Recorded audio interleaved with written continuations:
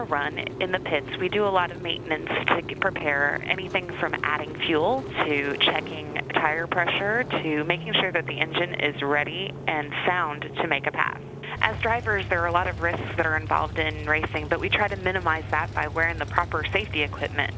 That includes a helmet to protect our head in the event of a crash, a full fire suit that protects us from fire in the case of any kind of situation going down the track. We wear safety restraints that hold us into the car, and we have full roll cages around us to prevent in the case of an impact. Once we're strapped into the car and the starter has given us the all clear, we fire up the car and pull into what's called a burnout box, and that's where we all, as drivers, heat up the tires and clean them off to make sure that there's no debris so that they're good and prepared to make a run.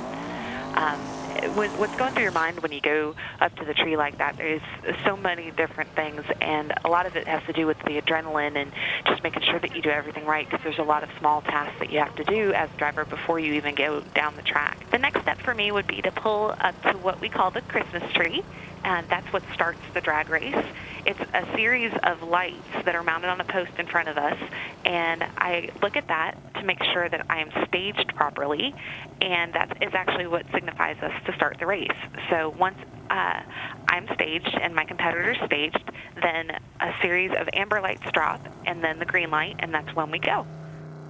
6 seconds might not seem like a long time, but when I'm inside my car for that 6 seconds traveling down the racetrack at 200 miles an hour, there's so much happening and so much adrenaline that it's just incredible, and you almost hold your breath until the time that you pull the parachutes to stop at the top.